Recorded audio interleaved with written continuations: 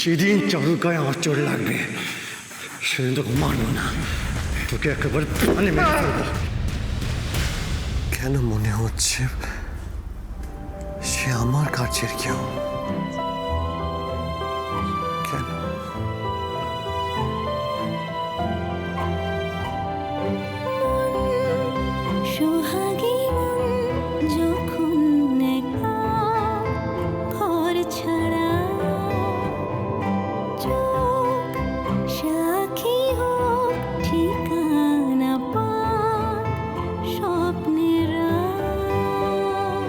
যা কিছু যা রয়ে যাবে অদেখার অনুভবে, মুঠো ভরা সোনালি আলো, ছুঁয়ে যাব মেঘের পালো, আলোর জাহাজ ভাসিয়ে দিলে, মানে ভাসি তোমার পাড়ায়, সাঁঝের বাতি উঠলে জলে, জোনাকিরা গল্প শোনায়, আলোর জাহাজ ভাসিয়ে দিলে, মানে ভাসিয়ে তোমার পাড়ায়, সাঁঝের বাতি উঠলে জলে, জোনাকিরা। শহরের বাবু একজন অচেনা অজানা মানুষ হঠাৎ করে বড্ড কাছের হয়ে গেলেন। বারবার বারবার আমি তার সামনে গিয়ে পড়ি। কেন এমন হয়? বারবার তার কথাই ঘুরে ফিরে আমার মনে আসে। কেন? ওনার চোখ দুটো, ওনার কথা ভাবলে মানুষটা বড্ড ভালো। আমি ওনার খুব ভালো চাই। মাধব, তুমি ওনাকে সব ভালো দিও।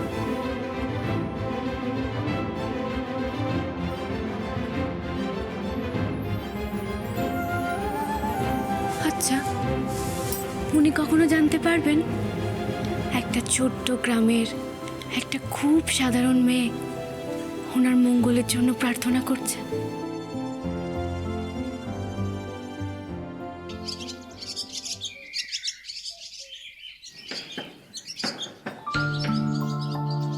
বাবা, তোমার চা নিয়ে এসেছি। ও হ্যাঁ, দে মা। মা, তুই কি আজকে একটু বেশি সকাল সকাল উঠে পড়েছিস নাকি ঘুম থেকে? হ্যাঁ বাবা।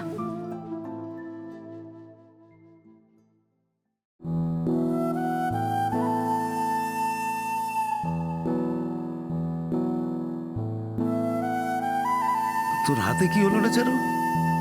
হ্যাঁ, কই বাবা, কিছু না তো। ও চারু, শহরে দুধ পাঠানোর ব্যবস্থা কি করলি রে? কে গেছে আজ? বাবা, আমি সকালে নিজের দাঁড়িয়ে থেকে সববার দুধের ক্যান গাড়িতে তুলে দিয়েছি। ওই অমল কাকা আর নিমাইকা গেছে শহরে। হিসেব করে দিয়েছি কত টাকা নিতে হবে। বেশ বেশ, বাহ। দেখ, অসহায়ের মানুষগুলো তোর উপরে কিরকম ভরসা করে আছে না, ভাবলে আমার আমার খুব ভালো লাগছে রে মা। খুব শান্তি পাচ্ছি রে মা। চারু, এই চারু, আমি ও তোর বাবাকে চা দিয়ে দিয়েছিস? ওটাই তো জিজ্ঞেস করতে আমি এসছিলাম। মা, তুমি কি চা খাবে?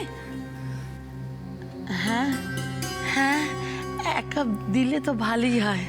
আচ্ছা ঠিক আছে, তুমি এখানে বসো, আমি এক্ষুনি চা বানিয়ে আনছি। লক্ষ্মী মেয়ে। চমকে কি ঘুম থেকে উঠেছে? চমকির কি এখনো ঘুম ভাঙেনি? না, ভাঙেনি। না, সে তো চুমকি কখন থেকে উঠে বসার চেষ্টা করছে, বারবার বলছে ঘুম থেকে উঠে পড়ি হাঁকু পাকু পড়ছে পড়তে বসার জন্য। আমি তো বারণ করলাম, উঠিস না এত তাড়াতাড়ি, আসলে শরীরটা ভালো নেই, জ্বর হয়েছে একটু। চুমকি জ্বর হয়েছে? হ্যাঁ গো, ভোর থেকেই জ্বর জ্বর ভাব। ও ও ভালুকের ঝড়, ও হয় আবার চলে যায়। ব্যাস হয়ে গেল। এই চারুটাও পরিহারি, কতক্ষণ চা আনতে লাগছে কে জানে। আমি তো ভাবতে পারছি না এত কিছু কি করে ঘটে গেল, শেষমেশ কিনা গুন্ডারা অ্যাটাক করলো। কি সাংঘাতিক ব্যাপার। ভাগ্যিস গুরুদেবের আশীর্বাদ ছিল, তাই আর্যর কিছু হয়নি। তা না হলে যে কি হতো ভগবানই জানে।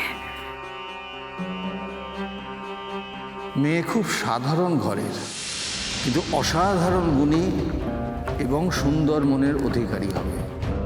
আর এই মেয়ে আমাদের আর্যর জীবনে আলো নিয়ে আসবে। ওই মেয়ের স্ত্রী ভাগ্যই আর্যর সব বাধা বিপদ দূর করবে, ওর জীবন মঙ্গলময় করবে। অংশ, হ্যাঁ দাদা ভাই। নতুন ফ্যাক্টরি ব্লুপ্রিন্টগুলো বার করে রাখ, বুঝলি? আমি ওগুলো আজকে নিয়ে বসবো। ওকে দাদা ভাই, পেয়ে যাবি।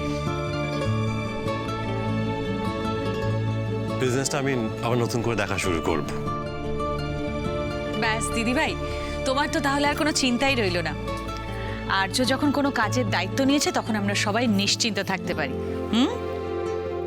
কি রে, কাল তো একটা সাংঘাতিক কাণ্ড ঘটিয়েছিস। কাকিমণি, আমি কোনো কাণ্ড ঘটাইনি, কাণ্ডের মধ্যে নিজে পড়ে গেছি। দেখ আর্য, তোকে কিন্তু এখন একটু সাবধানে থাকতে হবে।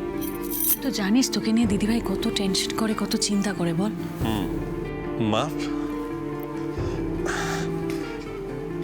মা, আমি তাহলে কাগজগুলো নিয়ে অংশের সাথে বসছি। নিশ্চয়ই বসবে, তবে আজ নয়। কেন? কারণ আজ তুমি আমার সাথে যাবে। কোথায় মা? মন্দিরে। এখন মন্দিরে যাবি? হ্যাঁ মা, আমি বাড়ির সব কাজকর্ম সেরে মন্দিরে গিয়ে একটু পুজো দেব ভেবেছি। ও, তা কার নামে পুজো দিবি রে চারু?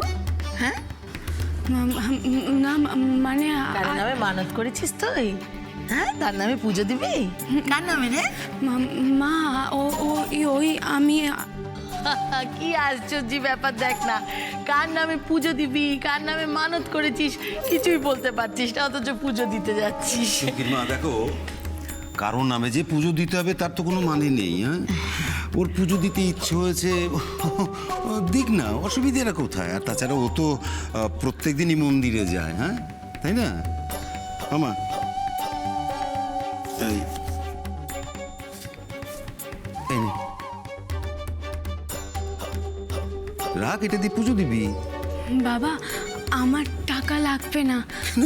বাড়িতে একটু দুধ ছিল, নিয়ে নিয়েছি, আর একটু মাখা সন্দেশ আমি বানিয়ে নিয়েছি, ওই দিয়েই পুজো দিয়ে দেবো। আচ্ছা, বেশ বেশ, তাই করিস। আমি যাই, বুঝলে, সব কাজগুলো সেরে নিই। হ্যাঁ, যা।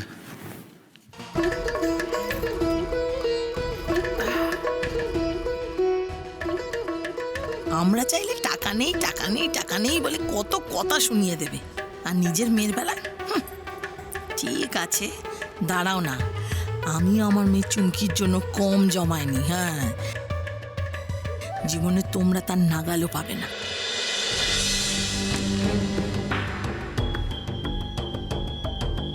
পেয়েছি।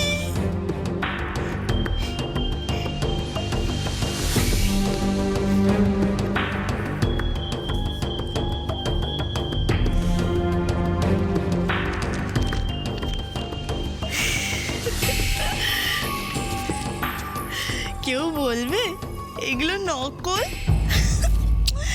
ভাগ্যিস শহরে গেছিলাম।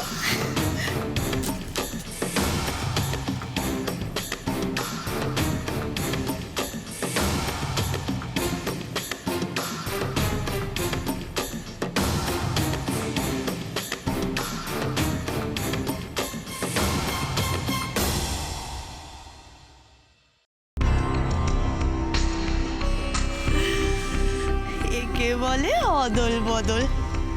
আসল আর নকল জায়গা বদল করে নিল, আর কেউ টেরও পেল না।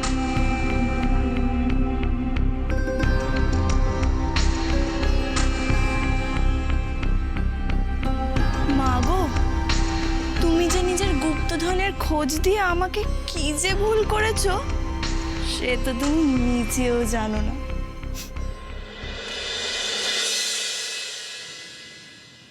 মা, মা, তখন থেকে জিজ্ঞেস করছি তোমাকে, তুমি বলছো না আমরা কোথায় আছি, বলো না।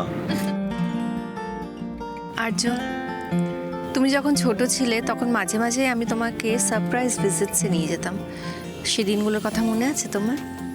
আগে থেকে আমি তোমাকে কিছু বলতাম না, কিন্তু আমরা যখন সেই জায়গাটায় পৌঁছে যেতাম তখন সেখানে গিয়ে তোমার খুব ভালো লাগতো, তুমি খুব খুশি হতে।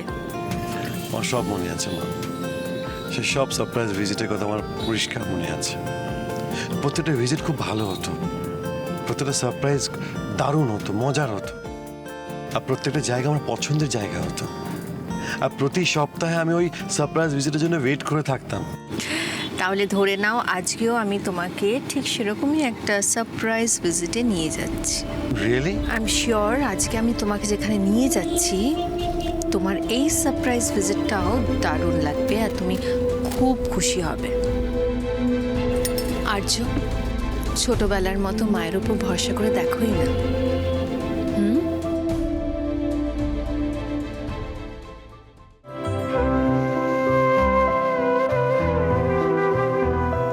শহরের বাবু?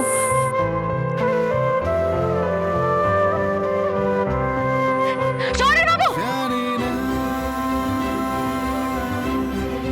কোন সে আধারে সাজিরে বাতি